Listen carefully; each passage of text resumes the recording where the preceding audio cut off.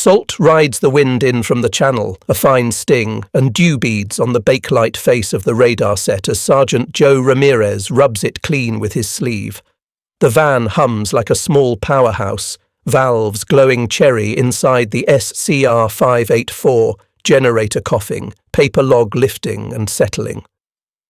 Beyond the dunes at Dungeness Head, the sea is a black seam. Somewhere across that seam, a pulse jet begins to bark, 45, 50 times a second, an ugly metronome the whole coast will soon learn by heart. June 15th slides toward midnight, and the first wave after D-Day comes on hard, stub-winged, fast, low. Ramirez steadies the scope and speaks in the clipped cadence he learned at Fort Monmouth. Single target, low, 2,500. Speed 400. The predictor crew answers M9 on, and the grease pencil trace hooks toward the coast. Tonight the guns still fire timed shells. The proximity fuse the Americans hinted about, the funny fuse, exists here only as rumour and a sealed crate with a warning label. If a round duds on land, he has been told, you did not see it. He knows enough to keep the rumour inside his teeth. In London, an ambulance noses along the Strand with hooded headlights. Lillian Tate counts under her breath because that is what training said to do. When the engine cuts out, the rule is 12 seconds before it lands, give or take the weather. She knows the smells of the aftermath, the plaster sting of dust, the sour of broken gas, wet lime on boots. She can tell a V-1 that breaks in the air from one that flings itself whole into brick by the way the sound folds on itself at the end. Back on the headland, the first buzz bomb crosses into the gunbelt. Searchlights find only haze. The SCR 584 does not need sight. Its microwave pulse sketches a path with indifferent perfection. Fire. The first shells climb with that coughing thud unique to heavy AA, fuses set by a clerk's rushed fingers. Bursts stipple a staircase behind the track. The missile grinds on, impervious, the Argus as 109-014, gulping air at 400 miles an hour, 2 to 3,000 feet up. The city takes it. Not just London's map, but the people in it. The ones who step off a curb because the engine cut and they have trained themselves to listen more than they look. A terrace sags open. Firemen smother sparks and drink tea that tastes of smoke. Lillian lays her coat over a boy and marks the doorway with chalk because the medics are working the next street. She keeps counting, 1, 2, 3, because habit is armour. At Anti-Aircraft Command, the pins march like an invasion in reverse, tiny triumphs for the flying bombs, colour-coded wounds. Staff officers tally the early results and find the old geometry, fighter belt, then guns, then balloons, cannot throw enough metal into the right place at the right time. Timed fuses are a gentleman's guess in a knife fight. The figures say what eyes already know. Interception too low, missiles too many, a city too large for guesswork. Another solution: fire. Timed bursts detonate behind a target doing 400 at low altitude. Ramirez is a practical man. The math is good, the method wrong.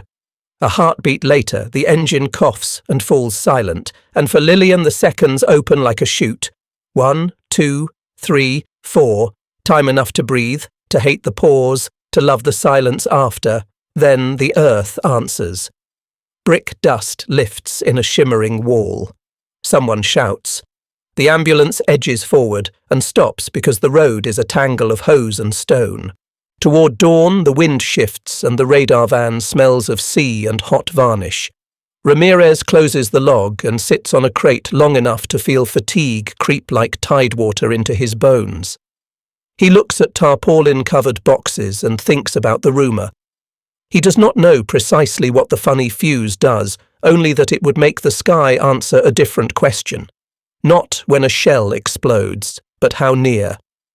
Between when and near there is a doorway, and he can almost feel the lintel under his hand.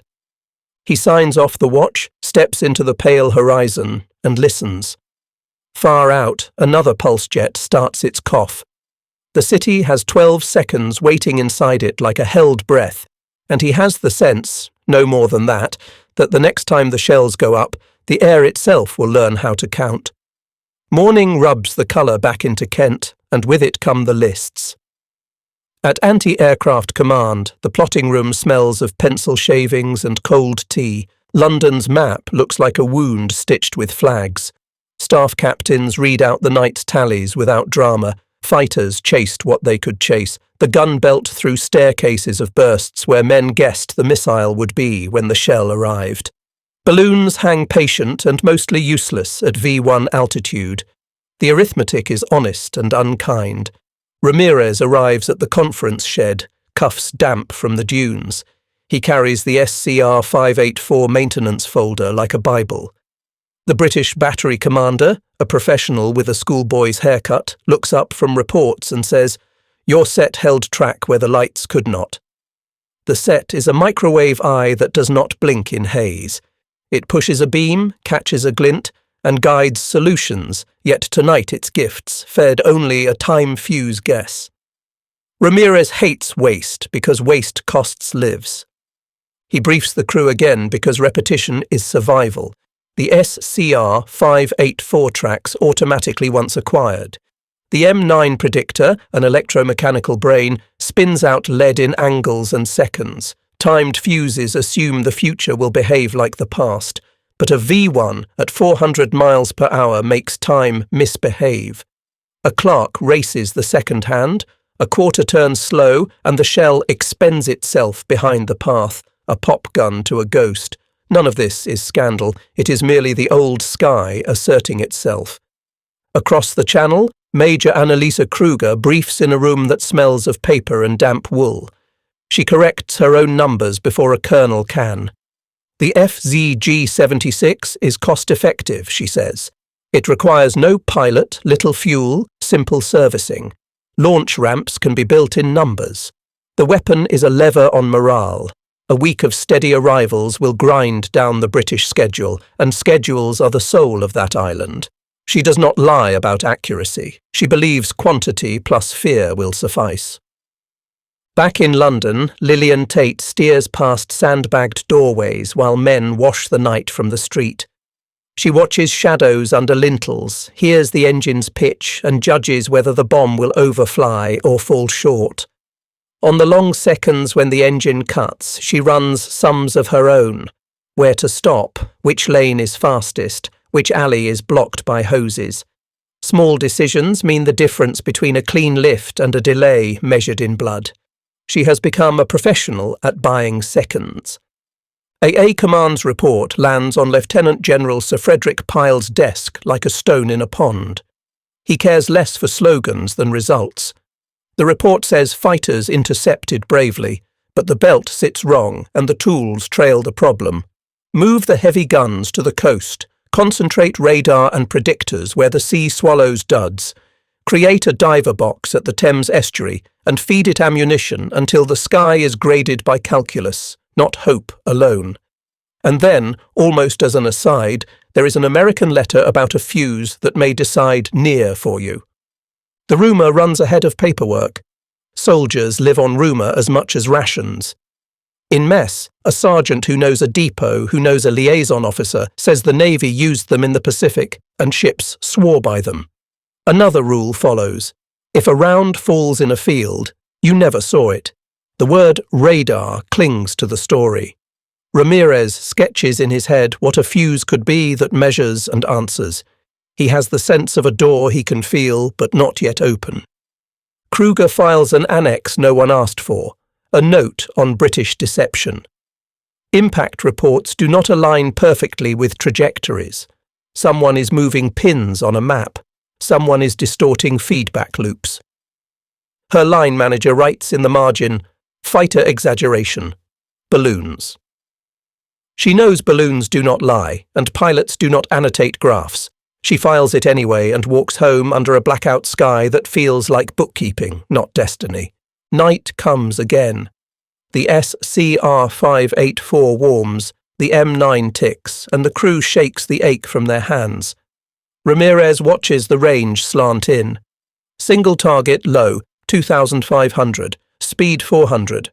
The guns bark. Timed rings click past fingernails. Bursts flash behind the track. The missile does not care. London draws a breath and counts to 12 because survival still looks like the old sky. Somewhere, on a dock or in a lab, someone is tightening a screw on a small brass nose that will change the conversation. The office is quieter than a chapel, and that is how Arthur Lee likes it. Daylight is baffled by blackout curtains, pencils are sharp, and the wall map wears its wounds in pins.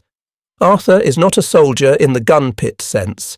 His battles are against feedback and a colonel's appetite for certainty. He moves a red pin a fingernail west. Somewhere, not because of magic but because of mathematics, the next set of impact points will walk away from a borough that has already bled enough.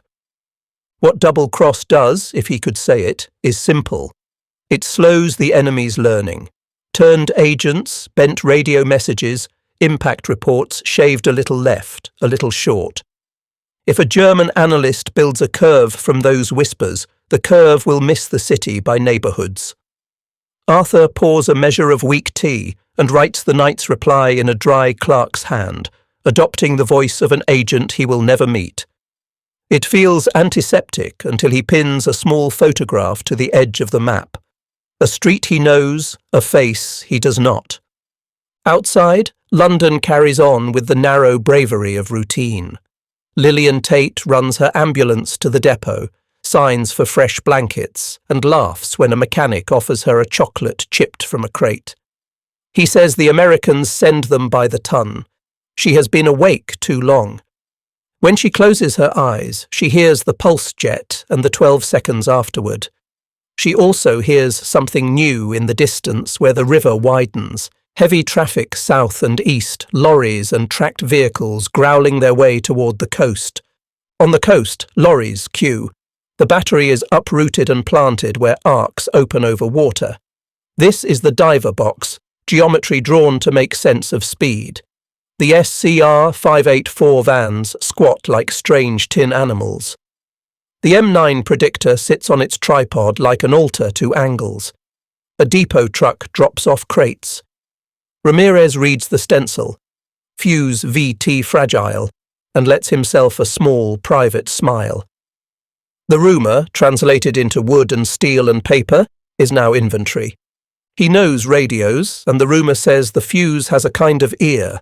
That would mean a tiny transmitter, a tiny receiver, a tiny heart that survives launch accelerations that would turn a man to paste.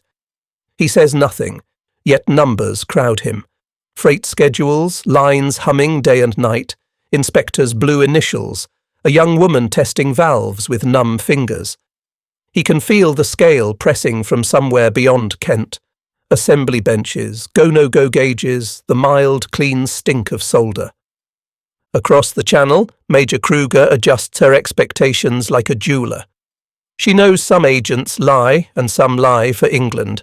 She knows telemetry fights with testimony. She has argued that the step change in British gunnery cannot be weather alone, but today her colonel is cheerful. The weekly returns show terror being delivered at scale. Quantity is a story senior men like because it asks less of them. Launch more. Accept some failure. Terror does not have to be precise to be useful. Arthur writes a line about a concentration west of Charing Cross that never happened, then writes it anyway. In this work angle matters more than event. He files the message, stands, and looks again at his pins. It is a strange thing to fight with cardboard and string. He has seen casualty lists, and sometimes the names are familiar from peacetime. He squares his shoulders for an inspection no one will conduct and whispers, "All right then." At the battery, the first VT demonstration happens behind tarpaulins with a few officers watching. Ramirez sees the odd blunt nose before it disappears into a shell. Range safety says if one falls on land, you keep your mouth shut. The test fire throws a blossom into empty sky. The crew chief nods like a man checking old math. Nothing spectacular, nothing cinematic.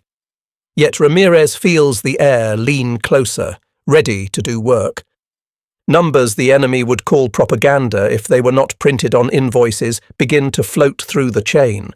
American factories will, by 1945, produce about 22 million proximity fuses, millions of tiny radars answering, "How near?" and the unit cost will fall from over $700 to under $20. It sounds like boasting until Ramirez runs convoy counts in his head and Lillian sees chocolates and canned meat stacked to ceilings. Night brings the old music. The buzz approaches, the SCR 584 paints it, the M9 sings, and the gun's cough-timed bursts into a dark that yields little still. But a few shells tonight carry ears instead of stopwatches. Lillian waits for the engine to cut and finds that sometimes the 12 seconds stretch into nothing at all. No fall, no thump, only the faint rattle of fragments falling into the river miles away. She does not know why, and does not need to know. She drives on, and in the office Arthur moves one more pin. Rain needles the estuary and slicks the gun barrels. The diver box is awake in mid-July, a fresh geometry facing black water, the air a live wire. Ramirez stands under the tailboard as a corporal opens a crate with a careful pry. Inside, nested like eggs, are funny fuses that are not funny at all. Dull-nosed, compact, built like stubborn ideas.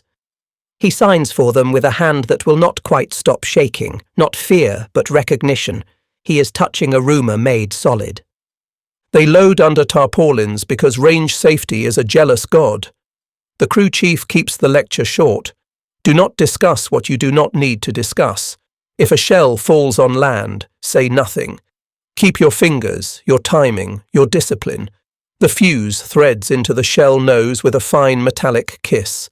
Ramirez feels the thread through his fingertips, tiny machining lines born in American factories.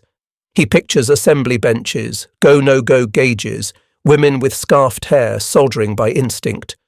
In the radar van, the familiar ritual plays with new stakes. The SCR 584 warms, then locks. The M9 spins, pencils a lead, and hands a solution to men waiting. Single target, low, 2,500, speed 400, Ramirez calls. Outside, a pulse jet approaches with that chopped wood racket. The first salvo goes on timed rings. The bursts bloom politely behind the track. The second salvo is married to the new nose. Fire. The guns cough and the shells climb. To a civilian there is no difference, but the air is booby-trapped, explode when near, not merely when told. The fuse listens to its own echo and decides in microseconds. The burst obeys geometry, not schedule. Ramirez hears the buzz change pitch the way a mechanic hears trouble first, and the engine dies. Out in London, the difference registers as absence. Lillian brakes at an intersection and counts because habit is armour. She waits for the engine cut, counts to 12 because she always will, and there is no thump. Only a far jingle like dry sleet, the sound of fragments following the river instead of the streets. She accepts not knowing. The numbers do not change all at once. They change like weather deciding to be different. Over the week, the belt runs hotter, the radar settles faster, the predictor argues less, and the kill rate climbs from 17% toward a new plateau. One night tops 80. The next, the wind shifts and the figure drops into the 70s but will not fall. Pyle's staff maps the trend and sends for more ammunition, as if arithmetic were fuel. Kruger receives the first reports that do not fit her lecture notes. She reviews impact coordinates she trusts and the ones from agents she does not, overlays both on a London she visited once as a student, and tries to make the plots tell the same story. Weather can explain a night or two. Balloons and pilot fatigue can carry a page. She cannot make it honest. She drafts a memorandum and deletes 2 paragraphs. No one asked for theory, only a table. In mess, gunners argue about which is doing the killing, the box, the predictor, the fuse, or all together. He tells a corporal the system is the weapon. A radar gives the target to a brain, the brain gives the lead to the gun throws a shell, and the shell now knows when to speak. It is not one miracle, it is thousands of small perfections. He has seen the alternative. It smells of chalk dust and unspent grief. The battery fires again in drizzle. Bursts appear where the flight path will be, not where a man thinks it was. Lillian drives a night with silence. Somewhere over open water, fragments fall harmless, and the city turns worry into sleep. Later, the crew cleans everything that will rust and laughs softly at a seabird that wandered into the Fuzes' bad neighbourhood and paid for it. Behind him, the van hums like a hive. He steps into the rain. 17 becomes 74, then 70-something again, and the city notices, arrivals falling from hundreds toward handfuls. Ramirez looks at the tarpaulins and knows the rumour is no longer rumour. The switch is thrown. The graphs change their posture before anyone dares call it victory. In Pyle's headquarters, a captain pins up a fresh weekly bar chart, and the room goes quiet, not in reverence, but in concentration. Behind the paper, there is the throb of generators and the low murmur of phone lines that never quite rest. The coastal belts do most of the killing now. The figures step upward as if discovering a staircase that had been in the dark all along. 17% becomes 74, with a day that touches 82 and is written small in a margin. On the coast, the system becomes manners. The SCR 584 locks and stays locked. The operator speaks in numbers and does not waste adjectives. The M9 predicts with less argument, its gears warmed to a confidence that looks like grace. The gun crews clean fast and load faster. A corporal in Ramirez's section has begun to mark his score on a piece of crate wood, then stops when the battery commander tells him their job is not to count, but to prevent counting. The seashell hush between salvos feels like reverence. London is the beneficiary and the measure. Lillian still drives the same routes, but some nights now she carries blankets home unused. She notices small miracles. A baker opening at dawn without a crater in the street, a bus route posted in chalk and then kept, the sound of a radio in a window not drowned by sirens. She is not naive. The city is still bitten. The Civil Defence Office still posts a list with a grim, impersonal precision.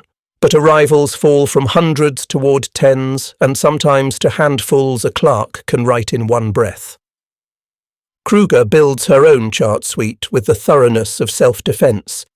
She takes impact points from sources she trusts, throws out those that smell of deception, and makes a composite set.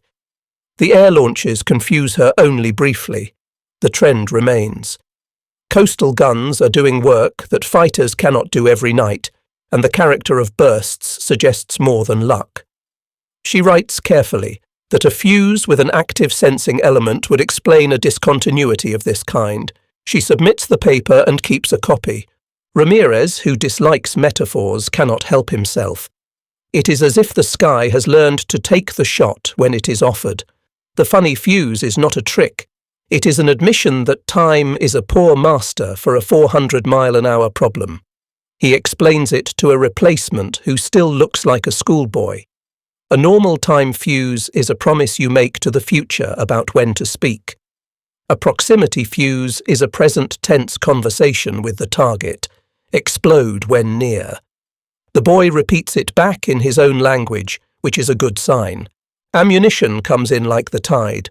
Lorries back in at all hours. Stevedores curse and grin. Clerks sign in pencil because ink wicks in the damp. The waste, if anyone wishes to call it that, is measured in lives saved, not coins. The officers who read Pyle's graphs see the choice in practical terms: feed the diver box and starve the city of funerals. That sort of calculus is not elegant, but it is moral. The battery burns through stocks and asks for more, and more comes, because behind the belts stands a nation that can make more of almost anything faster than the enemy can destroy it. A single night proves nothing, but a run of nights begins to look like law. 1 week the belt posts numbers the cautious do not downplay. Another week the wind mischiefs the figures into the high 60s, and they remain a relief. The platoon begins to expect quiet in the hours before dawn, and expectation is a danger, but for once it favours the defenders. Lillian coaxes the ambulance through a city learning to unclench. She allows herself a laugh that sounds less like release than rehearsal. By late August, the diver box has a feel of an institution that will outlast the emergency. Doctrine that began as improvisation becomes procedure written on cards. The SCR 584 crews now talk maintenance intervals with the same care as firing solutions. The M9 operators polish their contacts and bench test in spare hours. VT fuses are no longer rumours, they are tools with serial numbers. The battery records include lot numbers and dud reports, which are few and usually splash into the estuary and sink out of the story. The night they touch 82%, Ramirez thinks about how numbers travel farther than shells. Somewhere a second shift worker will hear about it and return to a bench with more purpose in her hands. Somewhere a war planner decides to risk more activity at Antwerp because this defence looks reliable. Somewhere a German staff officer stares at a curve that refuses to bend the way he prefers and revises the story he tells his colonel. The trend holds. The city sleeps a little, and the guns keep time. Berlin likes answers that arrive before questions. In a long room with shuttered windows, Major Anneliese Kruger presents a sheet that is more warning than narrative.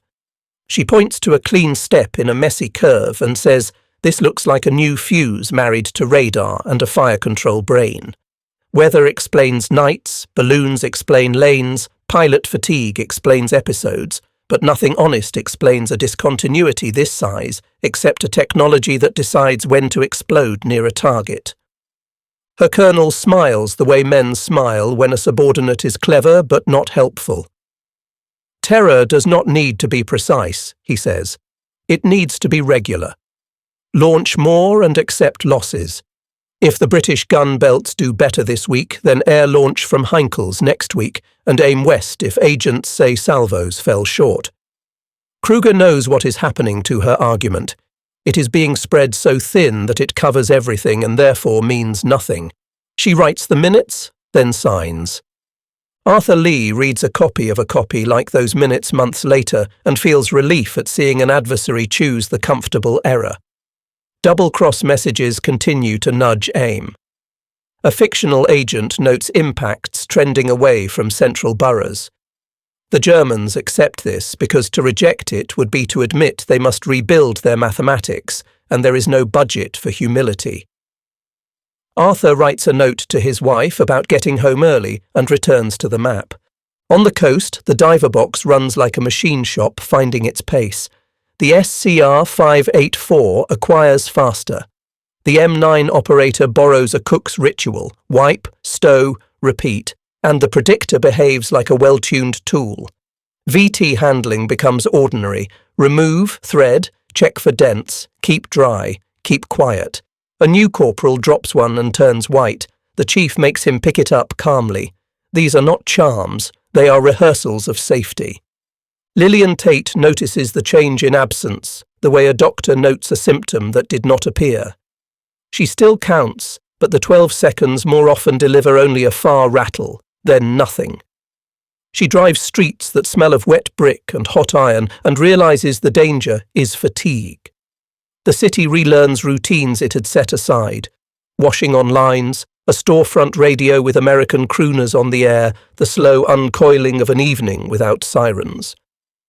Ramirez borrows a chalkboard and sketches the chain for replacements. Radar track, predictor lead, gun solution. Fuse that listens and answers near. He writes, system. A boy in a school tie under his greatcoat asks the question all boys ask, how many can we make? Ramirez does not know the exact figure, but he knows what depots mean and what a queue of lorries means. He says, enough, and the boy believes him because lorries are real. Kruger puts her finger on the part of the curve where London's arrivals drop from hundreds toward tens by late summer. She writes a memo about modelling error and deception. She has the stubbornness of a mathematician and the caution of a survivor, and when her memo returns unsigned, she files it anyway on the principle that truth kept is not wasted. She walks home through a city whose factories have been stripped of copper. The streets feel like a ledger out of patience. There is a kind of joy in competence. The battery runs well. The fuse lots are good this week. The rain barely troubles the 584. The predictor's contacts are clean. Ammunition comes, and it is enough. Ramirez writes the figure in the log and underlines it. A poor nation could not do this.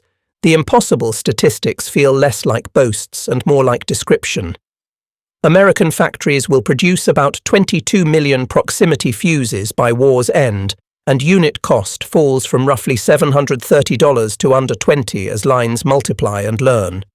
Later, when the fight shifts to Antwerp's port, US heavy AA will fire about 532,000 90mm rounds to keep ships unloading, and there will be a week when over 90% die in the gun belt, even a day of perfection. He tells the boy that story as a will be, not an is, because promise can be a weapon too. Night closes with old noises in a new order. The buzz approaches and becomes a track on a scope. The guns lift and speak, not hurried now but assured, and sometimes the engine does not cut because the fuse has already cut a cord in the sky. Lillian passes men smoking outside a shelter and hears them argue football. Arthur sharpens a pencil, moves a pin, a fingernail, and nudges the enemy. Kruger stares at her curve and knows what is coming. Not comfort, but clarity no one wants to buy with pride. Dawn scours the channel to pewter and makes the sandbags sweat salt. The new gun line explains itself in clean geometry. Radar vans crouched like square-shouldered animals, the M9 predictor under canvas. Heavy barrels cantilevered over water so misses splash and duds sink. Sergeant Joe Ramirez paces with his clipboard, listening to the SCR 584 breathe. The dish slews with a cat's whisper. Range, azimuth, elevation.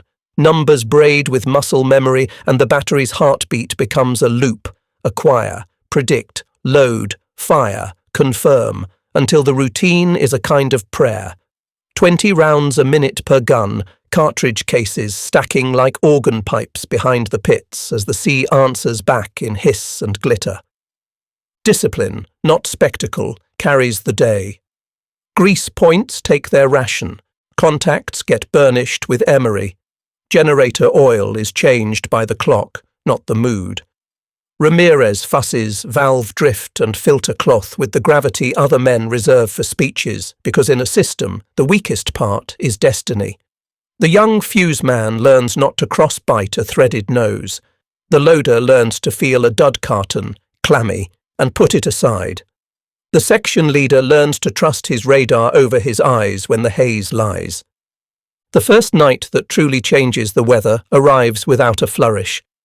Lillian Tate pushes her ambulance through a fine rain that turns rubble into paste and the sky into grey wool. The buzz gathers, the belts lift, and the bursts appear not behind the track but ahead, like punctuation arriving before the sentence is finished.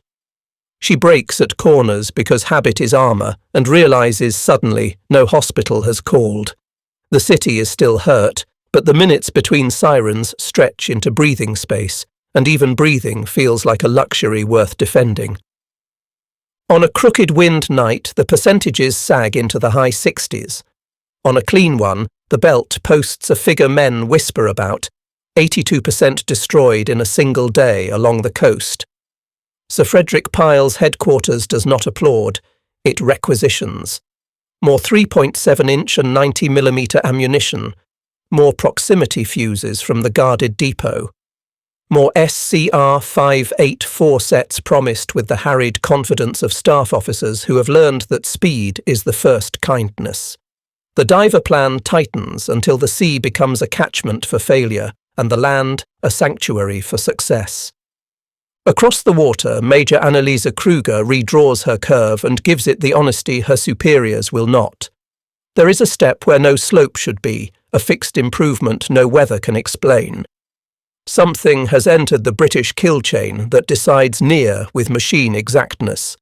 She is too prudent to name the proximity fuse without proof.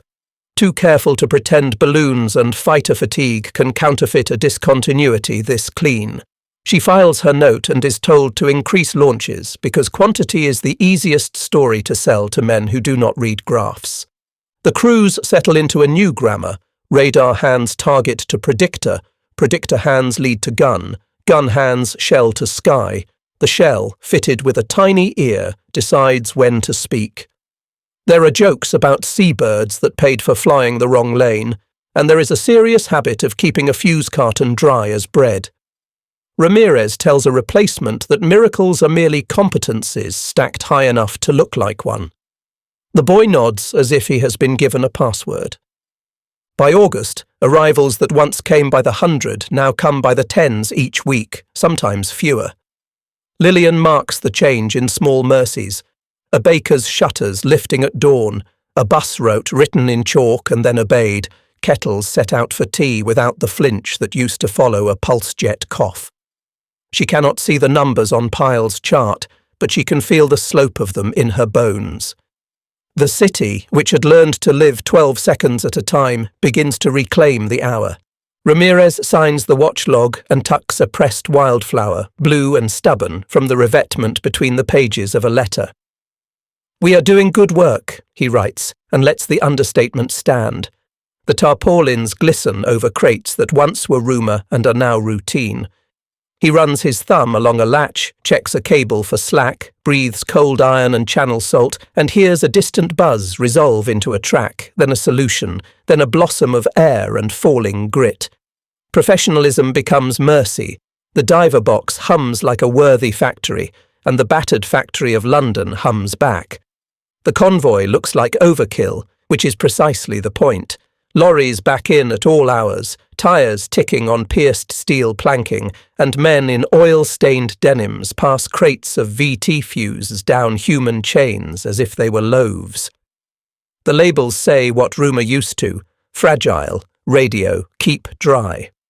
Inside those noses hide miniature transmitters and receivers tough enough to survive roughly 20,000 G at launch. The miracle is not that they work. The miracle is that America can ship them by the pallet and never run out of pallets. Ramirez reads the lot numbers the way a baker reads flour sacks. The quality curve is real. Early units dear as jewels, later ones cheap as nails, all of them good enough. A staff captain mentions, with the absent pride of a man repeating something true, that by war's end the United States will have produced on the order of 22 million proximity fuses, and the unit cost will have fallen from more than $700 to under $20. Lillian hears a different statistic. There is chocolate again in the canteen, and powdered eggs, and the blankets she signs out come in bales big enough to block a doorway. Waste, the enemy will call it.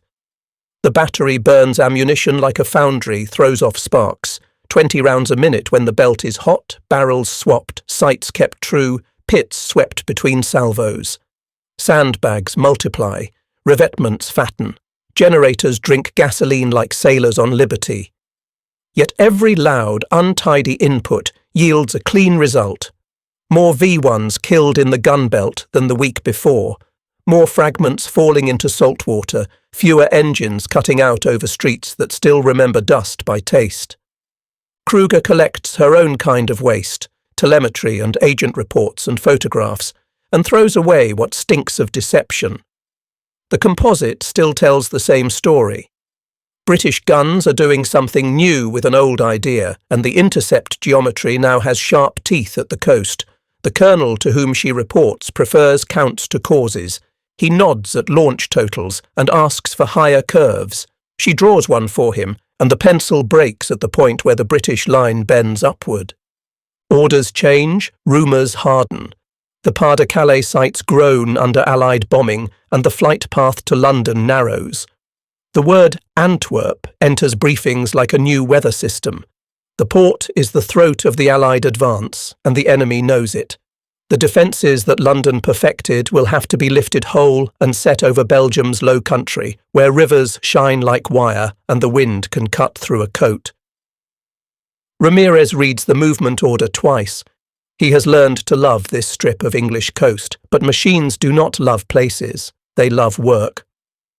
Lillian watches the convoys go and feels the superstition of a nurse. If you move the tools, will the patient relapse? The night answers with a strange kindness. Fewer sirens, a sky that hums with commerce more than fear. She writes a letter she will never send to the husband the Blitz took from her. We have better numbers now, she writes, and crosses it out because some sentences are for ledgers, not for hearts. The trucks grind east. In their beds ride a solved equation: SCR 584 radar to see, M9 predictor to think, 3.7-inch and 90mm guns to act, VT fuses to decide near. The human part rides alongside, gunners with raw shoulders, a radar man who knows the sound of a flaky valve, a corporal who can strip a breach blindfolded, a clerk who can tabulate kill claims without losing his soul. They do not talk about victory, they talk about spares and rations and the way Channel weather spoils canvas if you let it. At a quay, stevedores sling pallets like metronomes while dock cranes complain. A Belgian foreman, already hoarse, tells Ramirez in schoolbook English that the port must live or armies will starve on good roads. The American grins, pats the side of a radar van and says, "Then we'll feed it." He is thinking of more than ships and sacks. He is thinking of a system that digests terror and excretes statistics, each percentage point a life returned to its owner. London recedes in the rear view, but its lesson travels. Abundance is not an accident, it is a policy. The factories that spin out fuses also spin out the faith that there will be enough again tomorrow. Kruger, pencil smudged, finally writes down the word she had been sparing herself, Näherungszünder. She underlines it twice and closes the folder. The trucks keep moving, and ahead of them a port waits to see if numbers can stop fear at the shoreline. Snow takes the edge off blast and carries sound like a rumour that refuses to die. The guns of Antwerp sit in squat, sandbagged redoubts along the Scheldt, barrels black with preservative, breath fogging out of mufflers and mouths. Lieutenant Tom Tex Malloy steps his 90mm gun platoon through the revetments with that particular gait of men whose feet have learned both mud and ice. Ramirez's radar van hums behind them, valves glowing like coals in a potbelly stove. On the plotting board the city looks like a lung. The mission is to keep it breathing. Here the London solution is tuned until it sings. The SCR 584 acquires and holds. The M9 sweeps out a lead as confident as a carpenter's chalk line. VT-fused shells leave the muzzle with a throat-punch thump, and the sky answers with blossoms along the predicted course. Docks time their cargo turns against the night's salvos. A harbour pilot, grinning like a man in on a joke, says he can tell when the belts are hot by the way the warehouse windows rattle. Numbers harden into gospel. Over a brutal 6-day stretch, the umbrella logs roughly 97% of incoming V-1s destroyed before they can reach the port. One night, 13 February 1945, the board shows perfection. Every plotted buzz bomb knocked down. The crews do not cheer, they stack cases and check lanyards and make tea in tins blackened by 1,000 small fires. "You kept the bread coming," a dockhand tells Tex, hand clasp hard as a tool handle. The lieutenant looks at the spent brass dunes and thinks, that's what bread looks like here.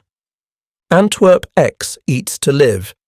By the end of the campaign, American heavy AA will have fired on the order of 532,000 90mm rounds in this defence, shoveled roughly 3.25 million sandbags into revetments, and burned about 1 million gallons of gasoline to keep generators, trucks and heaters going.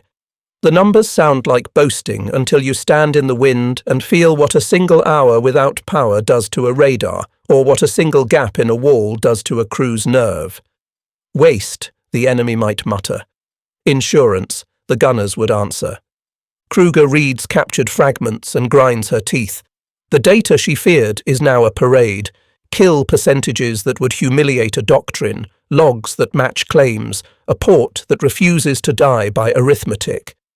She writes a memorandum no one will read in time. Terror that cannot reach its aim is only noise. A colonel, nursing a cold, says they will switch more launches tonight and adds a line about heroic pilots for the bulletin. She is tired of heroics that substitute for math. Ramirez discovers that winter has its own maintenance. The SCR 584 sulks in the cold. He coddles it with tarps and patience. The M9 needs dry contacts. He polishes them with love disguised as habit. The fuse men baby the cartons like midwives, warming noses inside coats so the miniature receivers do not lie to themselves.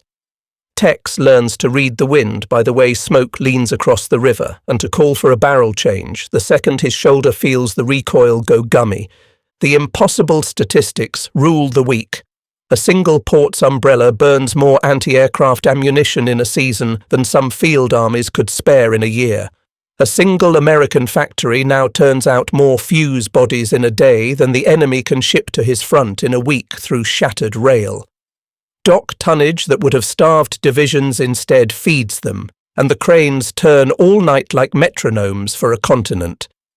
The night the board fills with perfect intercepts, no one shouts. Tex writes the date and underlines it once. Ramirez, cheeks cracked by cold, lays a palm on the radar cabinet the way a man thanks a horse. Somewhere beyond the river, a V-1's engine coughs and cuts, and the city does not brace. The splash comes short, far down the estuary where only eels and gulls take notice. Antwerp is not safe. Nothing near a front line is. But it is functioning, which is what victory looks like when you are counting ships instead of headlines. At dawn, a dockhand presses a stale cigarette into Tex's glove and says he can get good coffee if the Yanks keep the umbrella up. Deal, Tex says, and means it as a vow. The guns stand easy for an hour. The crews nap with their boots on. The radar ticks. The river slides past, iron grey and pleased with itself. Then the dish swings. The predictor murmurs. The loaders square their backs. The loop begins again, and with it the math that keeps a city alive. The folder on Major Kruger's desk is thin because reality is blunt. She has graphs that do not lie and a pencil worn flat from underlining the place where the British curve leaped and never fell back. London, once a nightly wager, saw arrivals sink from hundreds to tens by late summer 1944, some weeks to almost none, while Antwerp's winter umbrella posted weeks above 90% and a day of perfection. She writes the sentence that should have been written months ago. A terror weapon whose aim is coarse and whose path is defended by electronics becomes a noise complaint, not a strategy. Leadership prefers volume to variance. Launch more, her colonel tells the room, tapping a table as if cadence were doctrine. Change the routes. Add air launch. The English are bluffing. Kruger stacks the photographs that contradict him. Intercept blooms hung along neat arcs, fragments caught glittering over water, harbour cranes still turning. She includes a clipped analysis from British sources asserting that the average error of the V weapons, on the order of miles, made their military effect limited even without defence, let alone with belts that now kill like clockwork. She is not arguing morality. She is arguing arithmetic. Across the channel, Anti-Aircraft Command closes a report with a sentence so plain it feels like modesty. The combination of SCR 584 radar, M9 predictor, heavy guns, and proximity fuse has transformed the defence of the capital. Pyle does not add adjectives. He signs, requisitions more ammunition, and sends a note of thanks to a factory whose name he will never know. Ramirez reads the abstract on a bulletin board and feels pride as a technician does, a private warmth at a machine that works because people did their jobs. Kruger makes one last pass at the deception problem that had nagged her all summer. Agent reports had walked aim points west, telemetry had argued east. She writes, with the dryness of a mathematician, that feedback corrupted by counterintelligence is worse than no feedback at all. The sentence sits like a stone on the page. Somewhere, an MI5 case officer moves a pin a fingernail and smiles the tired smile of a man who has earned sleep. Lillian measures the reckoning in human scale. She drives a night with no calls, and then another with only broken glass in the gutters, and a cat that refuses to move from a warm bonnet.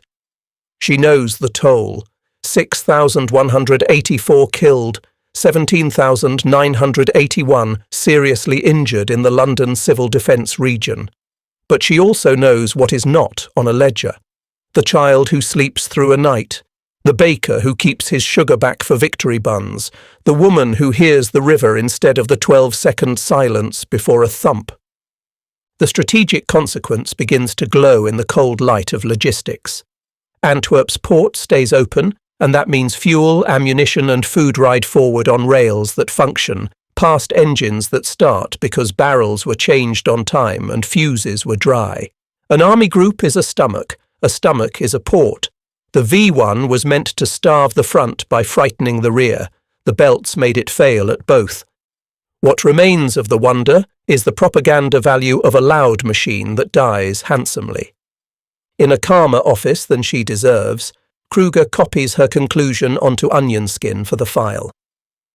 Statistical attrition of the V-1 in defended corridors renders sustained strategic effect improbable, she writes in a bureaucrat's voice, and under it, in her own small one, we should have learned faster. The colonel initials the top sheet without reading the rest and asks for casualty estimates for a city no longer on the target list. She wonders who will inherit the lesson: that morale cannot be engineered with imprecision against a nation that manufactures certainty. At the end of her shift, she walks into a Berlin evening that smells of wet coal and tired horses. Somewhere in the distance a siren winds up, then down. She thinks of a baker's shutters, a dock crane's swing, a radar's slow turn. She had believed once that terror had economy on its side. Now she knows what abundance can do when it is taught to think. A March night puts a hard shine on the Thames, and London listens without meaning to. Lillian parks by a bridge she has crossed 1,000 times with siren and grit in her teeth. The river sounds bigger when there is nothing else to hear. Somewhere a motorcycle coughs, somewhere a fox skirls against bins. Nowhere does the pulse jet bark. The last V-1 aimed at the city will come and go in irrelevance on 28th to 29th March 1945, a late echo in a score that has already resolved itself to quiet. The record book stays honest. By the end, roughly 10,000 V-1s had been launched toward Britain.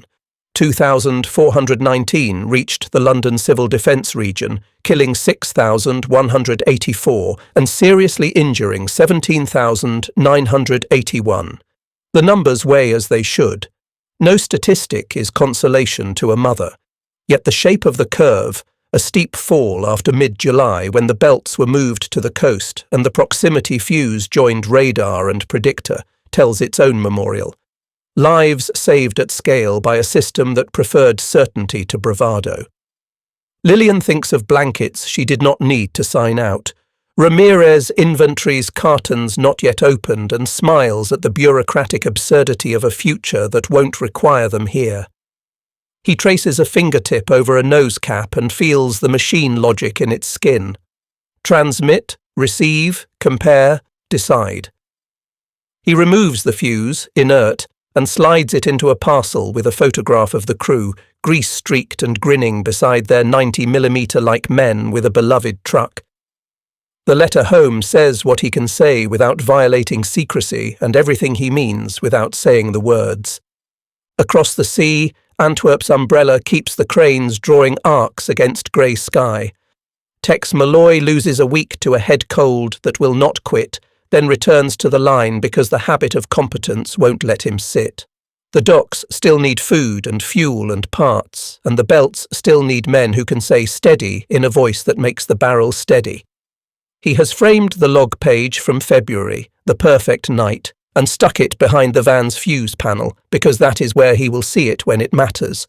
Kruger is reassigned to a desk with fewer maps and more inventories. Copper is short, coal is damp.